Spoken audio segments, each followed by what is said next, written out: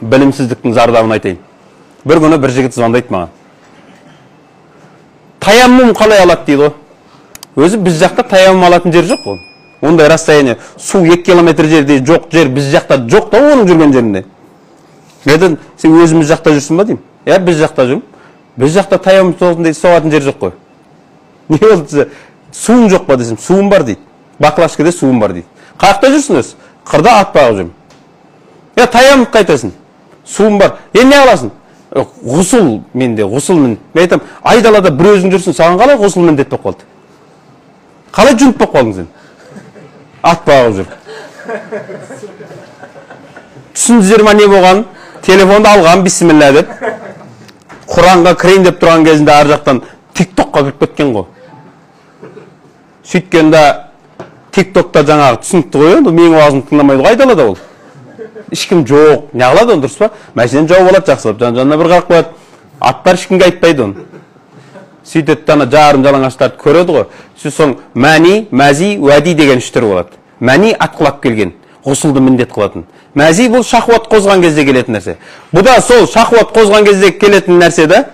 Деп көреді, бір кезде қараса бітчіт жан-жақ. Дәрет кеткен да, бұлдырап атыр. Бұл сорлы соны барып қайтынан дәрет алуға бас жетпеген ғой, ғұсыл алам деп ойлағанда.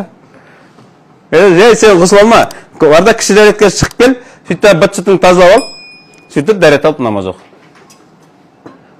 Мін, Құдай бізді жалғыздықта ұрады. Жалғыздықта кім екенің білінеді. Өзі кімнің кім екені жалғыздықта білінеді. Ешкім тексермейтін. Рас қой, Рамазан келеді, бәріміз тақуа болып қалдық қой. Алкаштар арағын тоқтатты. Мешіт толды. 10 минуттық құптанға келмейтіндер 1 сағаттық тарауықтан қалмай қойды. Таң намазында тұрмайтындар сәресіге тұрып алған бақырайып. Өмір Құран оқымайтындар Рамазан айында ең болмағанда 1 рет хатым қылды. Рамазан бітті, Аллаху акбар. Мешіт бос.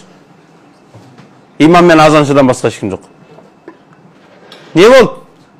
Сонда Құдай бізді Рамазанда бақылап тұрды да, Рамазаннан кейін Құдай Америкаға кетіп қалды ма? Басқа елге кетті ма? Қайда кетті? Құдай уже бақылауды тоқтатты ма? Бізді Алла Тағала 12 айда 24 сағатта бақылап тұрғанын біз байқап атқан жоқпыз. Біз тек жамағаттың ішінде тақуамыз. Жалғыздықта былығып атырмыз. Қажылыққа барады жігіттер. Танымай қаласың, сахабалардың әруағы келіп қалған ба деп, олардың жылағанын көрген кезде бар ғой. Бұндай тақуа біздің Шымкентте жоқ еді деп қаласың. Жылайды, ұстаз, шыдай алмайым дейді. Алматыдан қонғаннан кейін қарасың. Сонда сен Меккеге құлшылық қылдың ба? Осындаймыз. Біз қазір құлшылық қылу үшін бізге бір арнайы мекен, арнайы уақыт қажет болып қалады. Жалғыздыққа шықтық па? Болды, біз уже өз-өзімізбен, нәпсімізбен дос болып аламыз да. Сенің дінге қызметің сондай болсын. Мына жерде қалай өтсін? Жалғыздықта өзіңді солай ұстасай. Саған обязательно менің көруім шарт емес. Құдай көріп тұр ма? Құдайдың періштелері көріп тұр ма? Саған артық кім керек дағы? Тойларда, мынандай камералар қосылған кезде чөткі сөйлейміз ғой, бәріміз дұрыс па?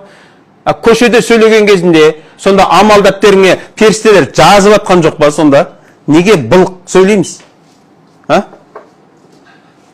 Осының бәрі неден келеді? Осының бәрі білімсіздіктен келеді.